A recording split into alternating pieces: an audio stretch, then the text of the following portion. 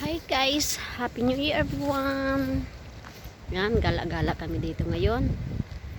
Chance makagala, punta ng simbahan. Yun yung simbahan, sarado pa. Alas 2 pa ang bukas daw.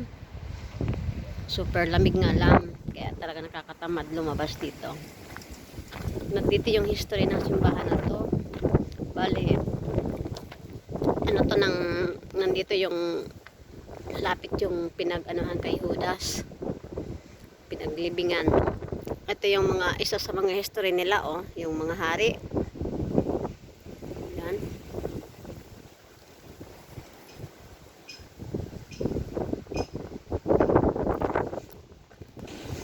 So far hindi gaanong ano na bisitahin ngayon kasi under construction.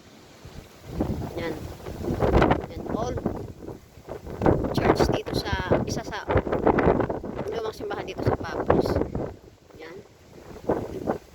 Bali yan nakikita nyo. Yan. Yung mga nakatayo. Yung mga ano na lang yan. Mga poste nung pinakaunang simbahan. Yan. Mga ano na lang. Bukas ng kahapon. Napakalaking simbahan dito nung panahon.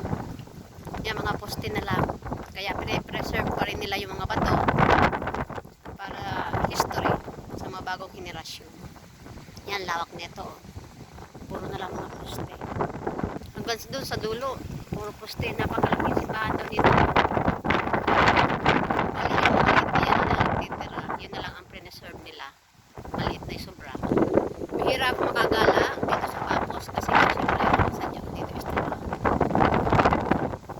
Ngayon dahil holiday, wala namang gawa sa bahay.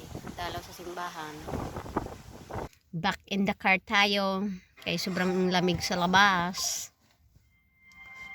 Happy New Year everyone!